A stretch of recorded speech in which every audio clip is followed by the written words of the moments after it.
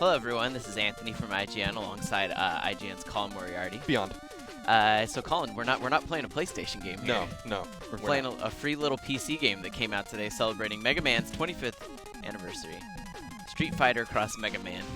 What the hell is this? It's an 8-bit game made by, I guess, a fan that Capcom kind of adopted as part of their 25th anniversary celebration for Mega Man and Street Fighter. And it's a game that the fan made by himself, or I guess with maybe a small team, that is in the spirit of the 8-bit Mega Man games. So Mega Man 1 through 6 and 9 and 10.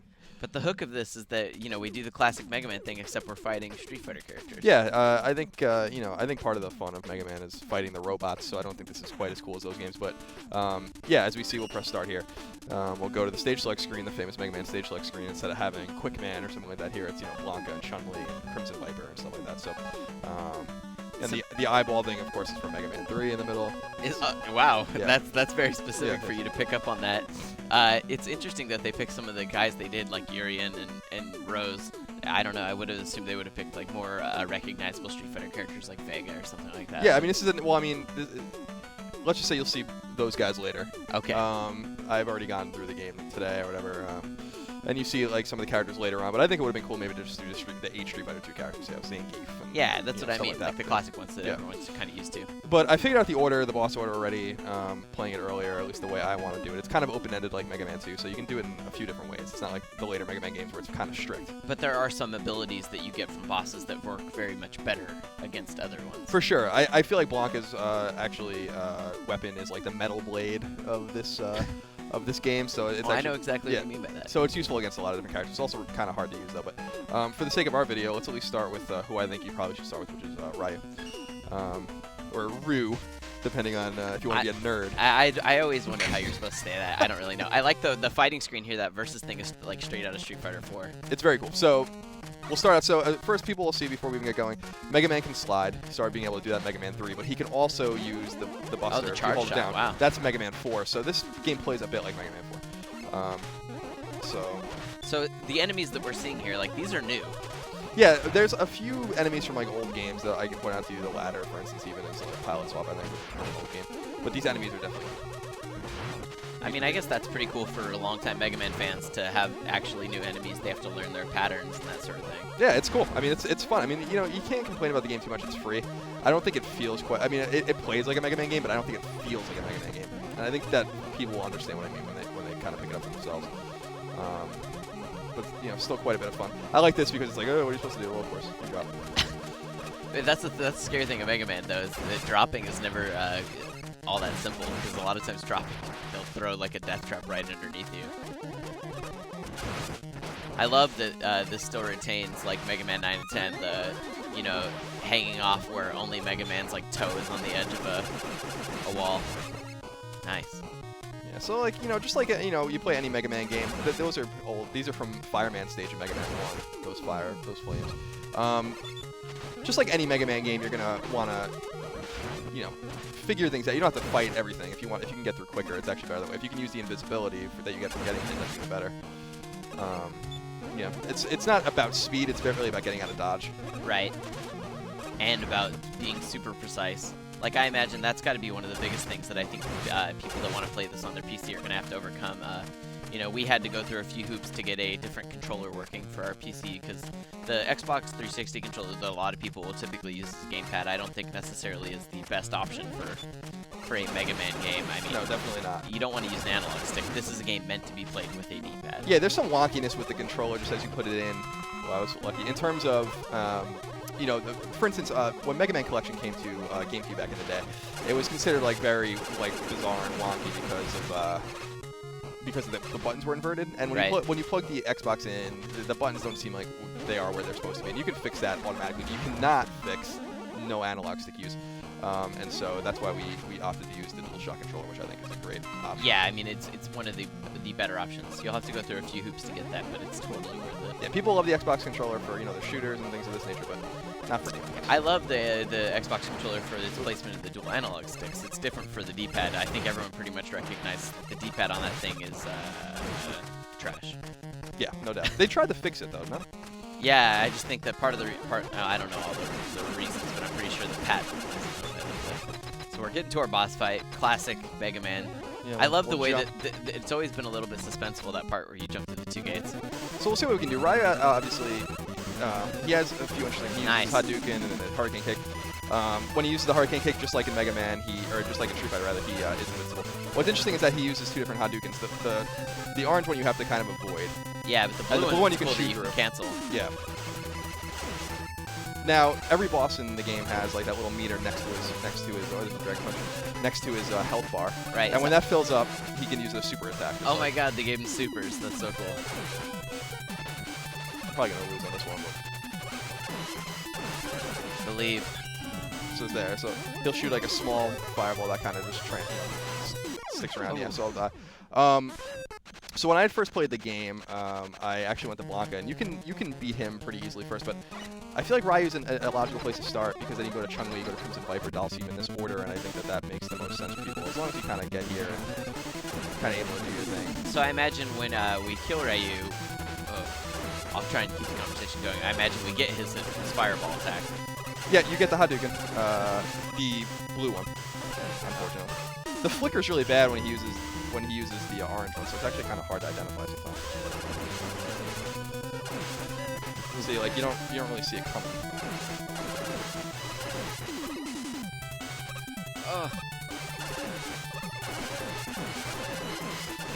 I believe. What's frustrating about that particular attack that he uses? Ooh, Wow, got nice. him. That was awesome. is that it blocks everything, so like you kind of have to get around it. But yeah, that was cool. Yeah, I mean, I like that they've actually put they've put some thought into making the boss fights like feel like unique boss fights. Like, I mean, that's Mega Man. The levels have always been really cool to play, but what it always comes down to is the pattern, like establishing. They've had some of the best boss fights, Right. in pretty much like any game ever. Really. I agree. And I think people like this. I love how Dan kind of comes out. You know, how obviously the foil and Street Fighter games kind of the joke character kind of getting worked. And so now you can see how it works. So Yeah, all, so you all see- your abilities always get tested on Dan. Yeah, and then I like how he rolls away. Should we do another one? Yeah, let's do another All right, so let's go to Chun-Li. What's interesting about, this game in a way invokes the original Mega Man, I think, in a lot of ways. I think the stages are kind of sterile, kind of like the original Mega Man. Sure. But the stages in the original Mega Man were much harder, much easier, kind of encouraging you to do them in a certain order. And I kind of feel it's the same way in this game with Chun-Li's stage, which I think is somewhat easier and somewhat shorter, I think, than some of the other stages. So it's a little suggestive of that. I think IMO. one of the things that makes it kind of seem like you can tell it's maybe a fan project as opposed to like something that's made as a retail product is it recycles a lot of the music Yeah, I realized I was kind of a little disappointed actually. Now, what am I doing? because the music in Mega Man's obviously been one of the better parts of the series. Yeah, I like you can hear it invokes some of the old songs you're gonna recognize. If you're a Mega Man fan, you're gonna recognize like one of the one of the songs, for instance, is like basically Snake Man stage, kind of reworked. And they do that. I understand that the music's probably one of the harder things to do in the game. You would assume so. Sure. Because like a lot of these assets aren't reused, but they could have reused old assets or just palette swapped them or whatever, and they chose not to do that, which is kind of So have you found any like Easter eggs in here that are like kind of like hidden things for people to discover? no Easter eggs. I feel like one of the cool things about some of the stages, and I don't think it's this one in particular, but some of the older ones is or some of the other ones I should say, is that there's a non-linearity in the stages. Dhalsim stage is actually a really good example, and that is very Mega Man 6-like. Wow. In terms of having like non-linear stages that you can kind of conquer in any way you want. However, they don't funnel you towards like the same end goal, so there's like dead ends and stuff like that in some of the stages, which I think is a little strange. That's interesting. I've always thought, I'm obviously not as big of a Mega Man aficionado as you, but having only played the couple of earliest Mega Mans, for me, they were always very strictly linear games, Yeah, so like they give you a little option. You can see how quick that stage was. And, like, so this kind of suggests to me, Chun-Li is also easy without even using a special weapon if you don't want to. I'd actually prefer to see.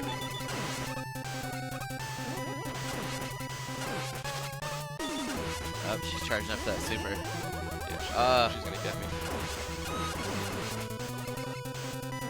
That's cool, yeah. I think the super she did was like her super in Street Fighter 3.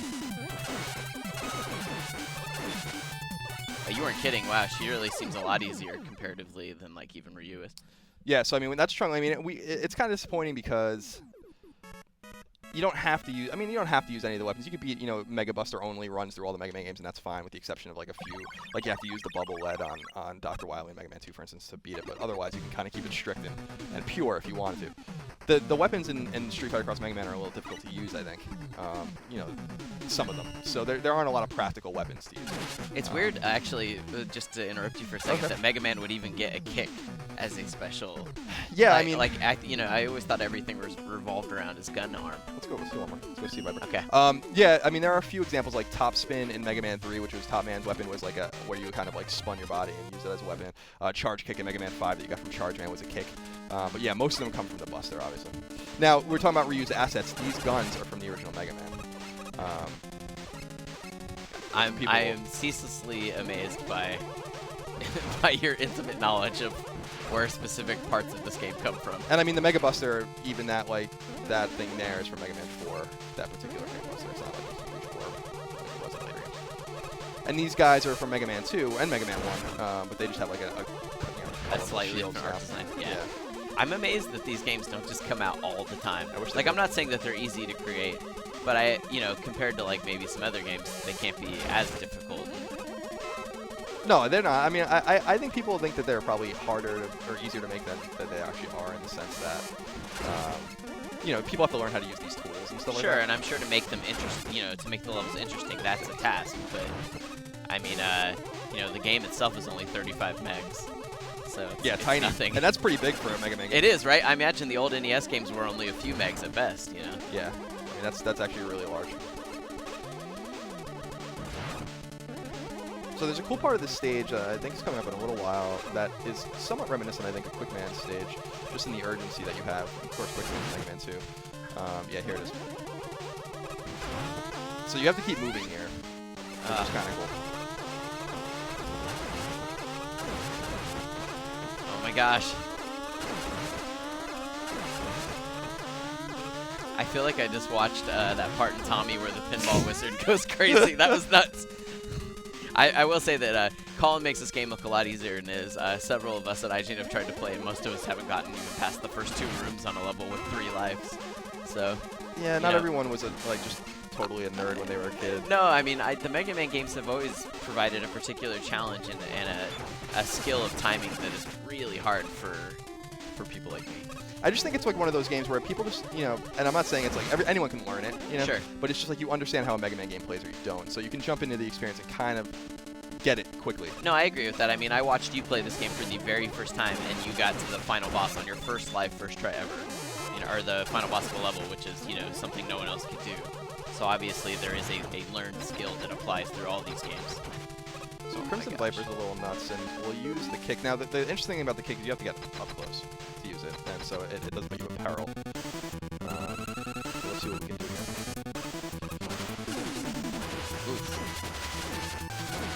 Spammer. Oh, wow, but it does a ton of damage. I mean, you're taking damage too, but still. Yeah, you kind of got to, like, put yourself out there, you know what I mean? We're not Yeah. trying to do a flawless run, hitless run. Is that something people do in Mega Man games? For sure. I mean, there are trophies in Mega Man 9 and 10 to beat the game without getting hit. And you could do it. It's just a matter, it's just like speedrunning. Like, I can speedrun the old Mega Man games. You have to study them and just be dedicated to them. Whether you want to be that nerdy or not, that's entirely up to you. Should we do one more? Yeah, Should we wrap it up? No, let's do one more. All right. We're tearing through them so fast anyways. All right. I just love watching them roll. That's my favorite part. And I'm out. All right, so let's go to Dalsum stage. Oh man, it's just so cool. I mean, granted it is a fan-made project and all that, but it is really cool for them just to put this out for free like that. No, I agree. I mean, it's cool. I mean, I think it shows in a way that Capcom had no idea what they were going to do to celebrate, so they kind of latched onto this project. But yeah, I know, it's really a shame too, right?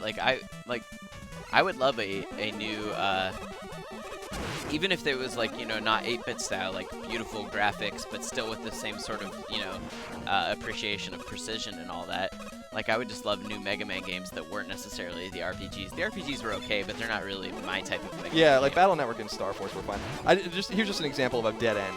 It's just a little weird. Like, you'd find a dead end like this in, say, Ring Man stage in Mega Man 4 or something like that, but not often. Right. And I just feel like, especially in this stage, it's just a kind of a weird design choice, I think. For Yeah, Mega Man. I mean, I agree, right? Like, what's the point of that room? You know, I mean, I guess it pads out the level a little bit more, but It's just, I like the idea of non-linearity, but Mega Man 6, I think, did it really smart and funneled you to the same place ultimately. Like, you could see Dhalsim's boss room is there, but you have to kind of get to it. so, I mean, people that may follow you and on Twitter and stuff would know that, you know, how would you say, based off of the limited time you spent with this stacks up compared to what you consider the best Mega Man of all time? Oh, 3.